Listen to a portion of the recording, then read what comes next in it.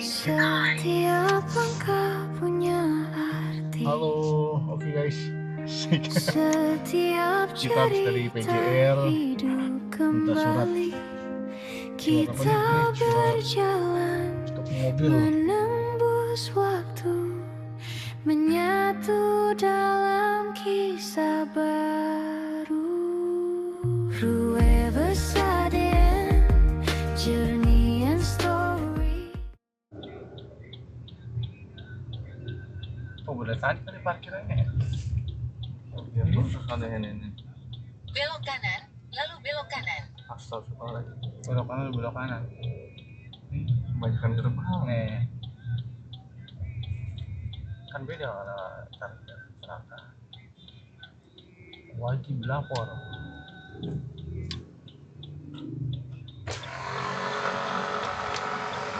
Belok kanan, lalu tuju Anda nanti berada di sebelah kiri.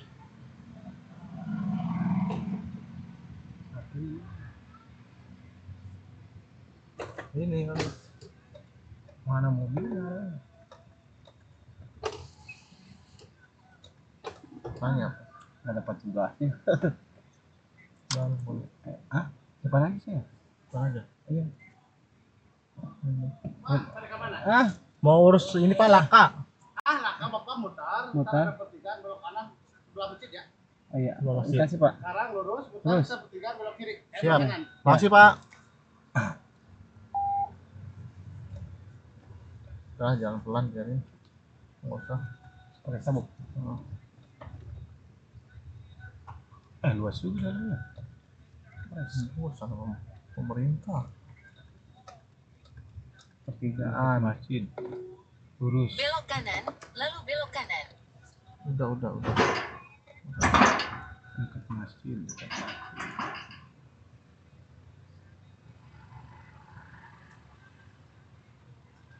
Nah, ini ke Pasir kan. Mana masih? Masjid depan. Yang belok kanan. Masjid.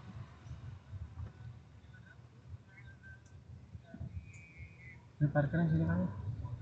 Parkiran umum ya. Tuh masuk. Ya nggak apa-apa itu muter-muter. Nah, belok kanan lagi kan? Nah, belok kanan. Nggak pakai sini aja nih ya. Boleh nggak? Kok lu mau nggak tamu? Ada kali depan parkir. Iyalah daripada mau itu. Oh nggak ada tuh. Sini aja momen. Kan di rumah makan itu ya.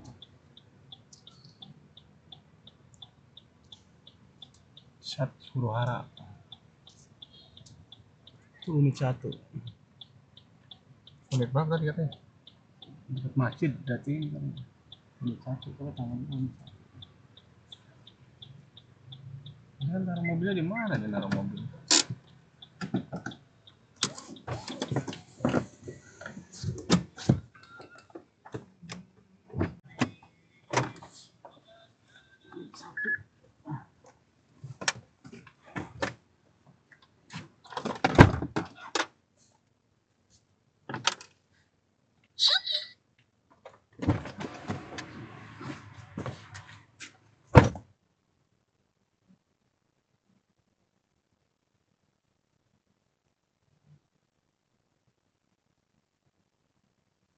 Kan?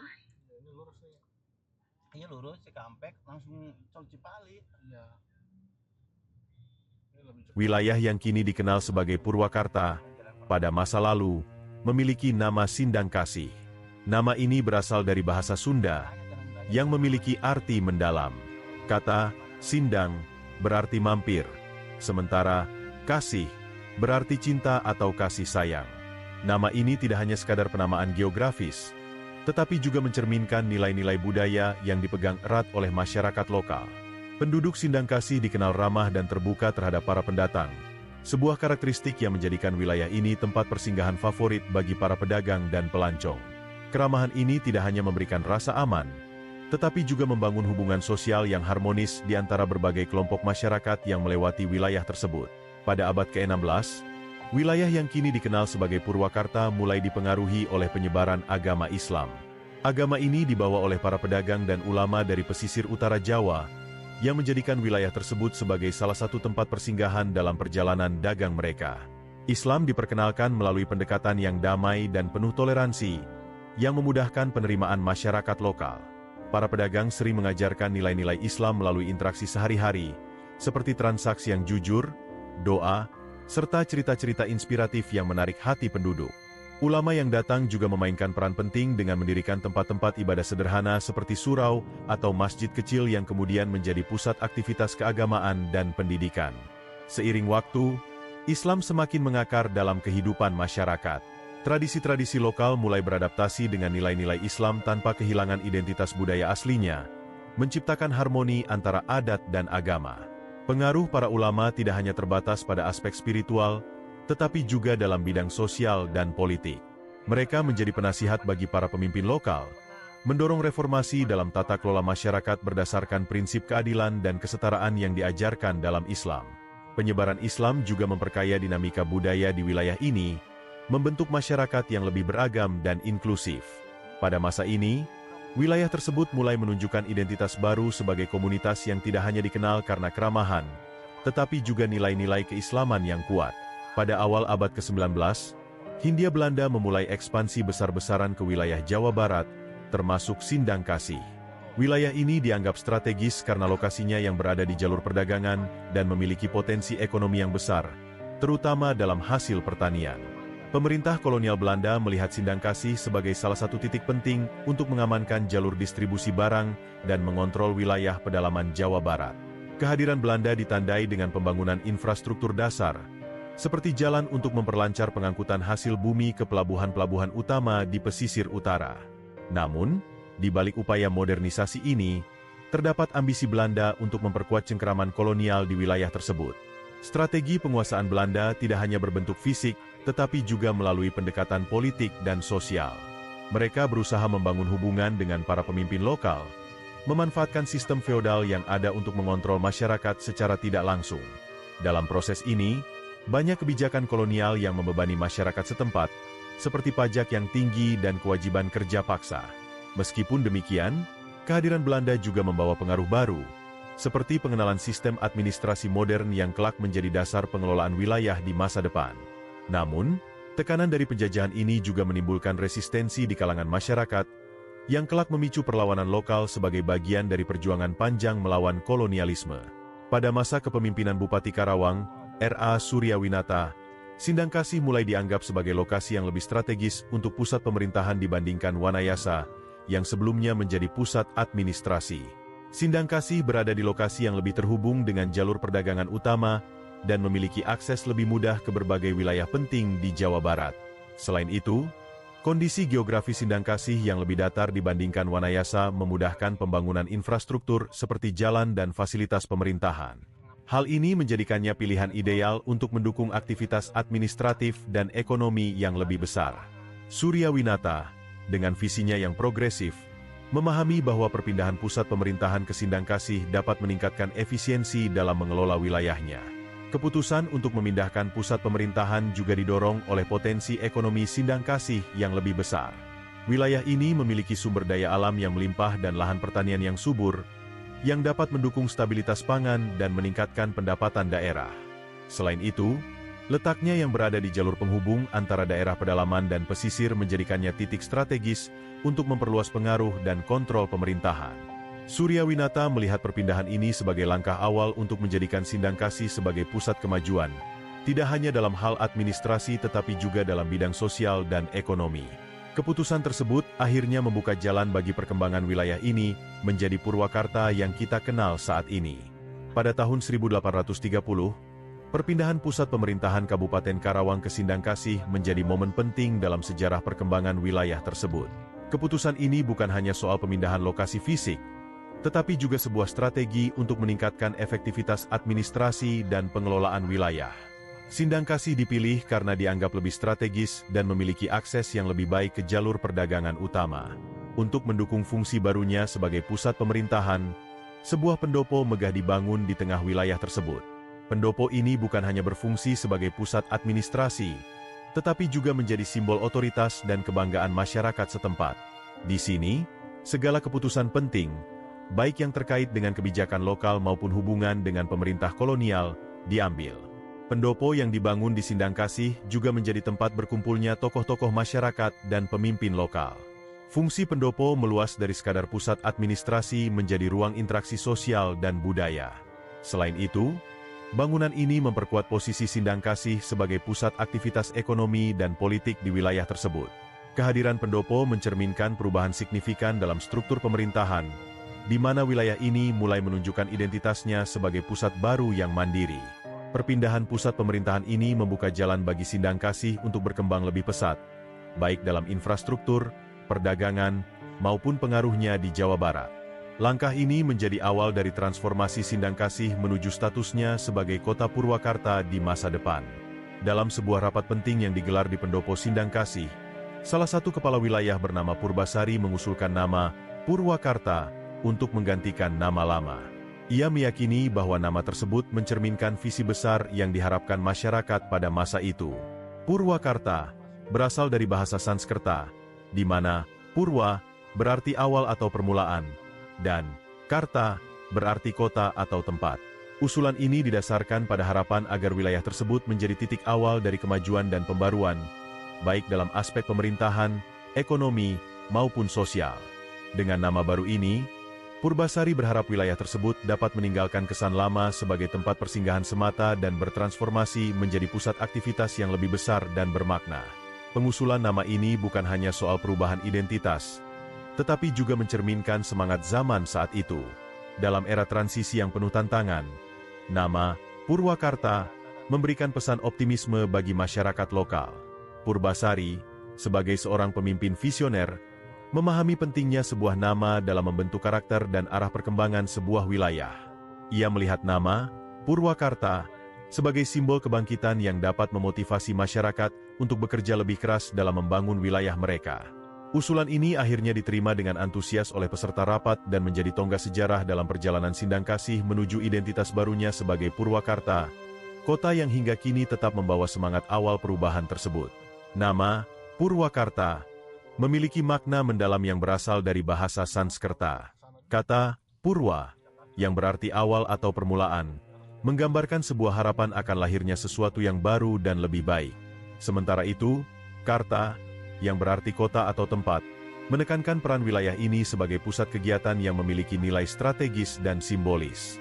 Nama ini dipilih dengan tujuan untuk mencerminkan semangat optimisme dan perubahan, menandai era baru bagi wilayah tersebut. Dalam konteks sejarah, nama ini menjadi simbol transisi dari Sindangkasih yang sebelumnya dikenal sebagai persinggahan sederhana, menuju Purwakarta yang lebih dinamis dan berpotensi menjadi pusat kemajuan. Makna filosofis dari nama Purwakarta juga memberikan pesan tentang visi masa depan yang diimpikan oleh para pemimpin dan masyarakat pada masa itu. Harapan akan kemajuan ini tidak hanya mencakup aspek pemerintahan, tetapi juga ekonomi, budaya, dan kehidupan sosial masyarakat. Dengan nama ini, wilayah tersebut diharapkan dapat menjadi contoh bagaimana sebuah komunitas lokal mampu berkembang menjadi pusat peradaban yang maju tanpa kehilangan akar budayanya. Nama Purwakarta menjadi pendorong semangat, tidak hanya bagi generasi pada masa itu, tetapi juga bagi generasi selanjutnya, untuk terus berusaha menjadikan kota ini sebagai tempat yang mencerminkan harapan, inovasi, dan perkembangan. Pada tanggal 20 Juli 1831, nama Purwakarta secara resmi disahkan oleh G. Desrier, seorang asisten residen Karawang yang bertugas di wilayah Sindangkasih. Keputusan ini menjadi titik penting dalam sejarah wilayah tersebut, mengukuhkan identitas baru yang telah lama diperjuangkan oleh masyarakat dan para pemimpin lokal. Pengesahan ini dilakukan dalam sebuah upacara resmi yang dihadiri oleh tokoh-tokoh penting setempat, menunjukkan betapa besar arti perubahan nama ini bagi perkembangan wilayah. Nama Purwakarta dipilih bukan sekadar sebagai pengganti nama lama, tetapi juga sebagai simbol pembaruan yang membawa harapan besar akan masa depan yang lebih cerah bagi daerah ini. Resminya nama Purwakarta juga mengukuhkan posisi wilayah tersebut sebagai pusat pemerintahan yang baru. Langkah ini tidak hanya memberikan identitas yang kuat tetapi juga memacu pembangunan infrastruktur dan pengembangan administrasi. Di bawah kepemimpinan G. Desrier, wilayah ini mulai memperlihatkan kemajuan dalam berbagai aspek, seperti tata kelola pemerintahan yang lebih terstruktur dan integrasi dengan kebijakan kolonial Hindia Belanda. Meskipun demikian, Penetapan nama ini juga memiliki makna yang lebih mendalam bagi masyarakat lokal. Bagi mereka, Purwakarta menjadi simbol kebangkitan dan kemajuan, mencerminkan aspirasi untuk menciptakan sebuah kota yang tidak hanya berfungsi sebagai pusat administrasi, tetapi juga sebagai pusat budaya dan ekonomi di wilayah Jawa Barat.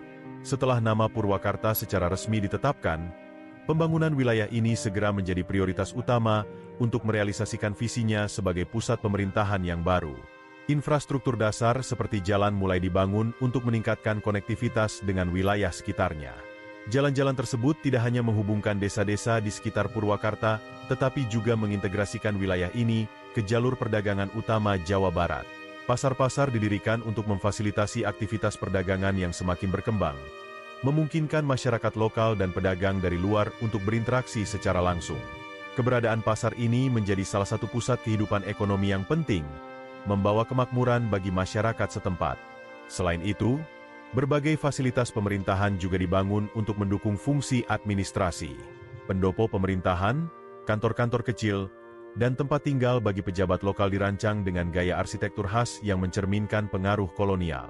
Kehadiran fasilitas-fasilitas ini tidak hanya memberikan efisiensi dalam tata kelola pemerintahan, tetapi juga menciptakan lapangan kerja baru bagi masyarakat lokal yang terlibat dalam pembangunan. Transformasi ini membuat Purwakarta tidak hanya berfungsi sebagai pusat pemerintahan, tetapi juga sebagai pusat ekonomi, sosial, dan budaya yang semakin berkembang. Langkah ini menjadi fondasi bagi pertumbuhan Purwakarta sebagai kota modern yang tetap menjaga warisan sejarahnya. Setelah berkembang menjadi pusat pemerintahan yang strategis, Purwakarta juga mulai memainkan peran penting sebagai pusat perdagangan baru di Jawa Barat. Lokasinya yang berada di jalur strategis membuatnya menjadi penghubung antara wilayah pedalaman dengan pesisir utara Jawa, termasuk kota-kota pelabuhan seperti Cirebon dan Batavia, sekarang Jakarta. Sebagai titik pertemuan pedagang dari berbagai daerah, Purwakarta menjadi tempat di mana komoditas dari pedalaman, seperti hasil pertanian dan kerajinan tangan, dapat dipasarkan ke wilayah pesisir. Sebaliknya, barang-barang dari luar Jawa, seperti tekstil dan rempah-rempah, dapat didistribusikan lebih jauh ke pedalaman melalui jaringan perdagangan yang semakin terorganisasi. Kemajuan perdagangan ini tidak hanya membawa manfaat ekonomi, tetapi juga menciptakan dinamika sosial yang lebih kompleks. Para pedagang yang singgah membawa budaya, bahasa, dan adat istiadat dari wilayah asal mereka, memperkaya keberagaman budaya di Purwakarta. Selain itu, perdagangan yang semakin ramai juga memicu pembangunan infrastruktur tambahan, seperti pasar permanen dan jalan yang lebih baik untuk memperlancar transportasi barang. Peran Purwakarta sebagai penghubung antara pedalaman dan pesisir menjadikannya pusat aktivitas ekonomi yang vital, yang tidak hanya mendukung kebutuhan lokal tetapi juga berkontribusi pada perekonomian regional Jawa Barat. Keberhasilan ini menjadi dasar bagi pertumbuhan kota ini di masa-masa berikutnya, sekaligus memperkuat posisinya sebagai pusat peradaban baru. Pada masa kolonial, Purwakarta menjadi salah satu wilayah yang mendapat perhatian khusus dalam pembangunan infrastruktur. Banyak bangunan peninggalan kolonial didirikan untuk mendukung fungsi administrasi dan perdagangan. Kantor-kantor pemerintahan yang megah dibangun dengan arsitektur khas Eropa, mencerminkan kekuasaan dan pengaruh Hindia Belanda di wilayah tersebut. Selain kantor pemerintahan, dibangun pula rumah-rumah dinas untuk para pejabat kolonial, yang umumnya dirancang dengan perpaduan gaya arsitektur Eropa dan elemen lokal untuk menyesuaikan dengan iklim tropis. Bangunan-bangunan ini tidak hanya berfungsi sebagai pusat administrasi, tetapi juga menjadi simbol kehadiran kolonial yang terorganisir di Purwakarta. Selain bangunan pemerintahan, jalan raya dengan konstruksi yang kokoh juga dibangun untuk menghubungkan Purwakarta dengan wilayah lain di Jawa Barat. Jalan ini menjadi sarana penting dalam mendukung aktivitas perdagangan, mempermudah mobilitas barang dan orang dari pedalaman ke pesisir utara. Beberapa jalan yang dibangun pada masa kolonial masih dapat ditemukan hingga kini, menunjukkan keunggulan teknik konstruksi pada masa itu. Keberadaan infrastruktur ini tidak hanya memberikan manfaat langsung dalam memperlancar aktivitas ekonomi dan pemerintahan, tetapi juga menjadi bagian dari identitas sejarah Purwakarta. Bangunan-bangunan dan jalan-jalan peninggalan kolonial tersebut kini menjadi saksi bisu perjalanan panjang kota ini, memberikan gambaran tentang bagaimana masa lalu membentuk wajah Purwakarta yang kita kenal saat ini. Masyarakat Purwakarta memiliki sejarah panjang dalam perjuangan melawan kolonialisme, menjadi bagian dari upaya kolektif rakyat Jawa Barat untuk merebut kemerdekaan. Di era penjajahan, meskipun wilayah ini berada di bawah pengaruh kuat pemerintah kolonial Hindia Belanda, Semangat perlawanan tetap berkobar di kalangan penduduk lokal. Berbagai pemberontakan kecil sering terjadi, dipimpin oleh tokoh-tokoh setempat yang tidak setuju dengan penindasan dan kebijakan kolonial yang memberatkan, seperti kerja paksa, rodi, dan pajak tinggi. Perlawanan ini tidak hanya bersifat fisik tetapi juga mencakup tindakan-tindakan pasif, seperti sabotase terhadap proyek-proyek kolonial dan pengorganisasian komunitas untuk melindungi aset lokal dari eksploitasi. Selain pemberontakan lokal, masyarakat Purwakarta juga berperan dalam jaringan perlawanan yang lebih luas di Jawa Barat. Mereka bekerja sama dengan tokoh-tokoh nasionalis dan gerakan-gerakan bawah tanah yang beroperasi di daerah pedalaman. Peran ini semakin penting pada akhir abad ke-19 dan awal abad ke-20, ketika semangat kebangsaan mulai tumbuh dan menyatukan berbagai elemen masyarakat dalam perjuangan melawan penjajah. Meskipun banyak yang harus membayar mahal melalui pengorbanan nyawa dan kehilangan harta benda, perjuangan ini menunjukkan keberanian dan tekad masyarakat Purwakarta dalam mempertahankan martabat dan kedaulatan mereka. Kisah perjuangan ini menjadi bagian tak terpisahkan dari identitas sejarah Purwakarta, memberikan inspirasi bagi generasi berikutnya untuk terus menjaga semangat perjuangan dan kebebasan. Setelah kemerdekaan Indonesia pada tahun 1945, Purwakarta memasuki era baru yang penuh dengan perubahan dan tantangan. Wilayah ini mengalami transformasi signifikan, tidak lagi hanya menjadi pusat pemerintahan kolonial, tetapi berkembang menjadi salah satu pusat penting dalam pembangunan Jawa Barat. Pemerintah Indonesia yang baru merdeka memberikan perhatian besar pada pengembangan daerah-daerah strategis seperti Purwakarta untuk mendukung stabilitas nasional. Infrastruktur yang sebelumnya dibangun pada masa kolonial dimanfaatkan dan ditingkatkan untuk mendukung kebutuhan baru masyarakat. Jalan-jalan utama diperbaiki, fasilitas umum seperti sekolah dan rumah sakit didirikan, serta pasar-pasar tradisional diperluas untuk mendorong aktivitas ekonomi yang lebih besar. Purwakarta juga memainkan peran kunci dalam distribusi sumber daya dan logistik, menghubungkan wilayah pedalaman dengan kota-kota besar di Jawa Barat seperti Bandung dan Jakarta.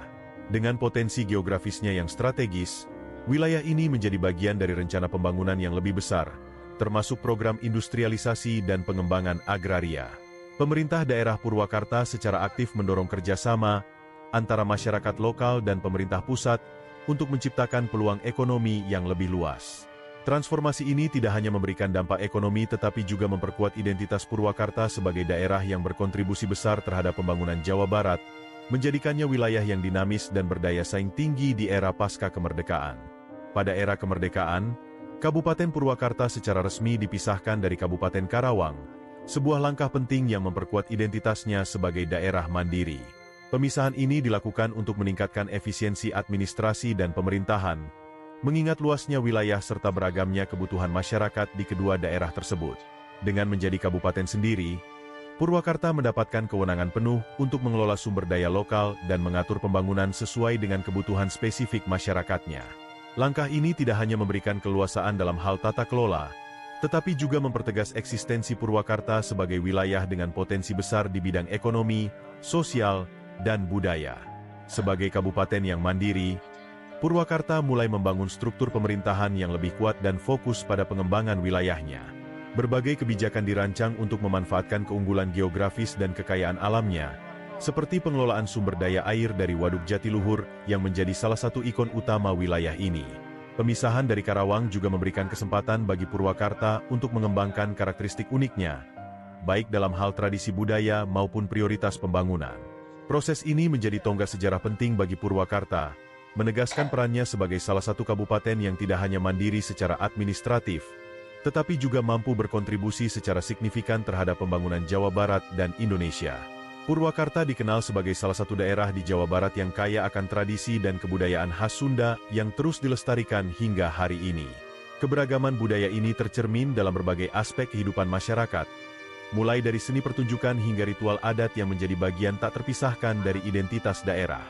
Tarian tradisional seperti jaipong sering dipentaskan dalam acara-acara resmi maupun perayaan lokal, menjadi simbol keindahan seni dan kearifan lokal yang diwariskan dari generasi ke generasi. Selain itu, musik tradisional Sunda, seperti gamelan degung dan suling, turut menjadi elemen penting yang memperkuat karakter budaya Purwakarta, menciptakan harmoni antara suara alam dan seni manusia. Tidak hanya seni pertunjukan, Purwakarta juga masih melestarikan berbagai upacara adat yang kaya akan makna filosofis dan spiritual. Salah satu contohnya adalah upacara Serentaun, yang merupakan ungkapan syukur atas hasil panen sekaligus doa untuk keberkahan di masa depan. Upacara ini melibatkan seluruh lapisan masyarakat dan seringkali menjadi momen untuk mempererat hubungan sosial di antara mereka. Tradisi ini tidak hanya menjadi sarana pelestarian nilai-nilai budaya Sunda, tetapi juga menarik minat wisatawan yang ingin merasakan keunikan dan kekayaan budaya Purwakarta. Dengan melestarikan tradisi dan kebudayaan ini, Purwakarta menunjukkan bahwa modernisasi dapat berjalan beriringan dengan penghormatan terhadap warisan leluhur. Dalam dekade terakhir, Purwakarta mengalami pertumbuhan pesat sebagai salah satu pusat industri yang penting di Jawa Barat. Berkat lokasinya yang strategis, diapit oleh jalur transportasi utama seperti jalan tol dan rel kereta api, Purwakarta menarik minat banyak investor dan perusahaan besar untuk mendirikan pabrik serta fasilitas produksi di wilayah ini. Beragam sektor industri, mulai dari manufaktur, tekstil, hingga logistik, tumbuh pesat, menciptakan lapangan kerja yang signifikan bagi masyarakat lokal.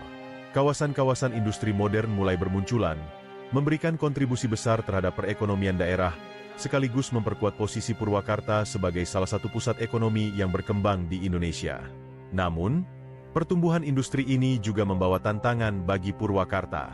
Salah satunya adalah menjaga keseimbangan antara perkembangan ekonomi dan kelestarian lingkungan.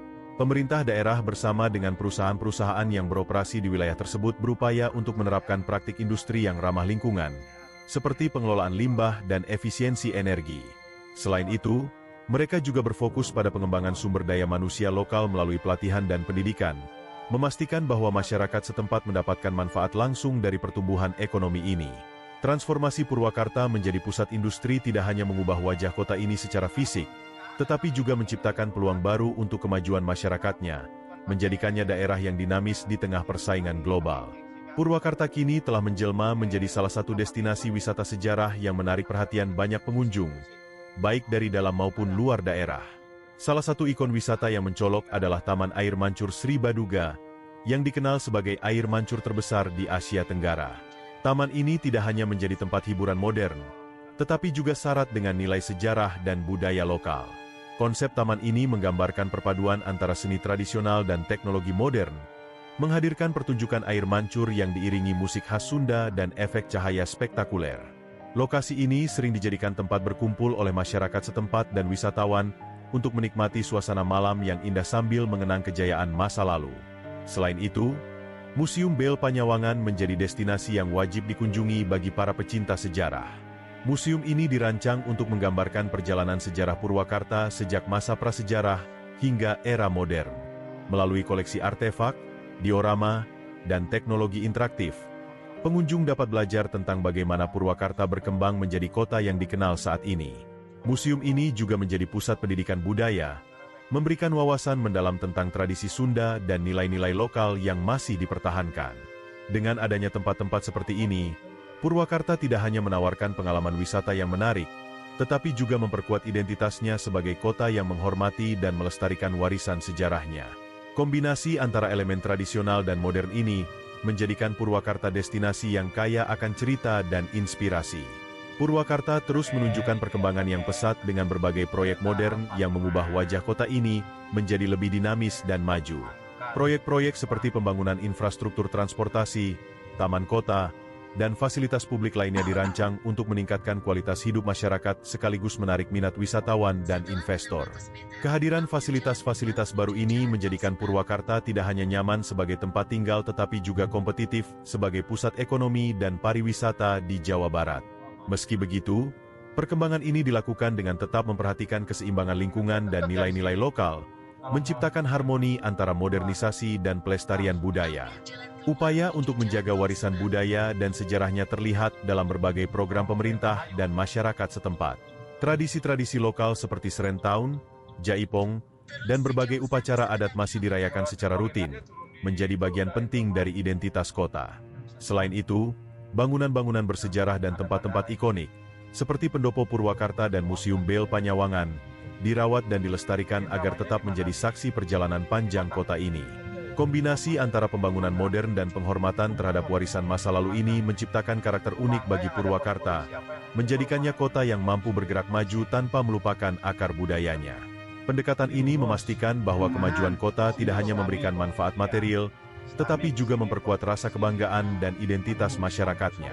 Purwakarta, dengan sejarah panjang yang mencerminkan dinamika budaya dan perjuangan, kini menjadi contoh nyata harmonisasi antara tradisi dan modernitas di Jawa Barat.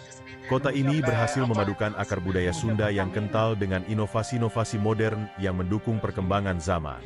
Keberhasilan ini terlihat dari bagaimana tradisi-tradisi seperti Serentaun, Jaipong, dan upacara adat lainnya tetap dilestarikan di tengah pesatnya urbanisasi dan industrialisasi. Penduduk setempat dengan bangga menjaga warisan leluhur mereka, menjadikan tradisi ini bukan hanya sebagai bagian dari masa lalu, tetapi juga sebagai elemen penting dalam identitas masyarakat modern Purwakarta. Di sisi lain, perkembangan kota ini juga tidak kalah menonjol. Infrastruktur modern, seperti taman-taman tematik, pusat-pusat bisnis, dan fasilitas publik, menunjukkan bagaimana Purwakarta beradaptasi dengan kebutuhan masa kini tanpa mengorbankan nilai-nilai tradisional. Air Mancur Sri Baduga dan Museum Bel Panyawangan adalah contoh bagaimana elemen budaya dipadukan dengan teknologi untuk menciptakan pengalaman yang relevan bagi masyarakat modern. Dengan keseimbangan yang terjaga antara pelestarian tradisi dan inovasi pembangunan, Purwakarta tidak hanya menjadi pusat pertumbuhan ekonomi dan budaya, tetapi juga menjadi inspirasi bagi daerah lain dalam mengelola harmoni antara masa lalu dan masa depan. Kota ini berdiri sebagai bukti bahwa kemajuan dan identitas lokal dapat berjalan seiring tanpa saling menghapuskan.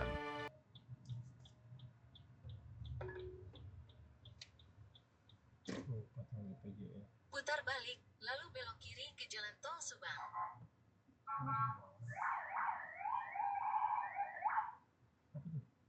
Itu malah iseng. Ambulannya. PJR.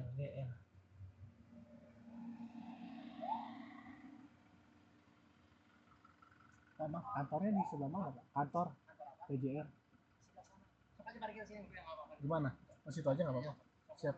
Makasih, Pak. Nah, ini deret. Pegawainya.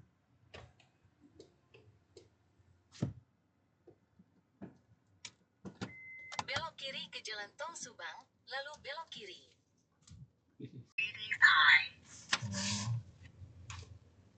Halo, oke guys. Kita habis dari PJR, minta surat apa nih? Surat untuk mobil. Untuk mobil. Nah, sekarang kita lagi masuk lagi tuh, masuk tol. Jadi memang proses pengambilan apabila terjadi laka gitu ya, dan menimbulkan korban, jadi kita harus mengurus surat. Jadi kita harus mengurus surat ke Polres dahulu, Polres terdekat saat terjadinya laka. Lalu dari surat tersebut, ya apabila mobil ada asuransi, ya minta juga surat asuransinya, apa buat pengantar lah ke asuransi untuk klaim. Terus dari surat kepolisian Polres kita bawa ke PJR untuk mengambil unit yang kecelakaan gitu. Nah, ini kita ada di 109 Cipali, kilometer 109, dan unitnya ada di kilometer 92. Jadi memang begitulah step by stepnya. Alhamdulillah petugasnya semua nyaman, baik dari Polres ataupun PJR-nya, semua aman, lancar, sangat membantu semua. Semoga informasi dapat membantu teman-teman apabila dia jangan sampai terkena musibah. Tapi ini referensi apabila terkena musibah seperti itu. Dan kebetulan ya saya, saudara saya terkena musibah dan saya coba mengurusnya. Alhamdulillah dikasih kemudahan. Demikian, semoga bermanfaat. Follow, like, dan subscribe. Terima kasih.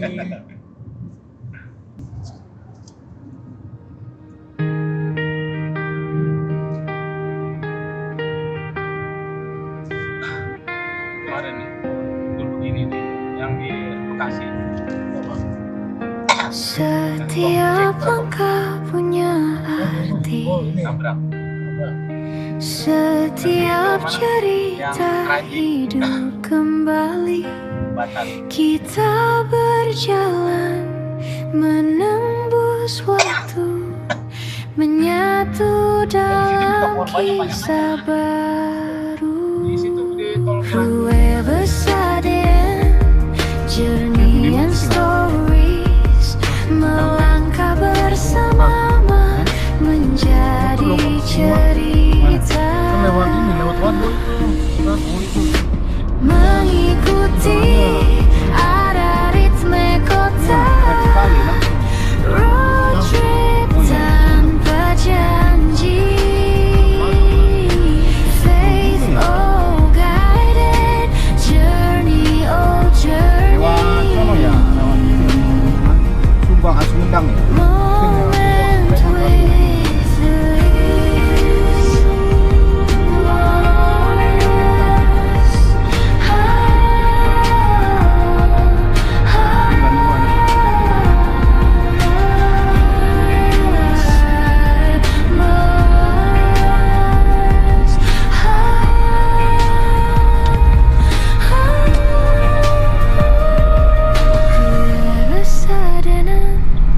journey and stories, melangkah bersama menjadi cerita. Kalau kali itu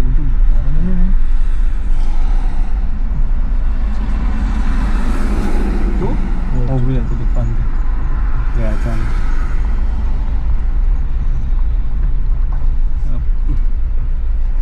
Masa mobil truk mundur.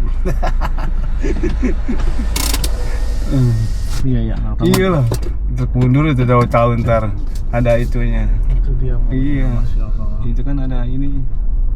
Hancur belakangnya juga tuh. Kenapa ya? Iya, situ kan tuh orang pada ngeliat tuh, yang mau ngambil. Wah, ini mah ngambil nggak bisa dibawa lah. Udah pakai buset parah.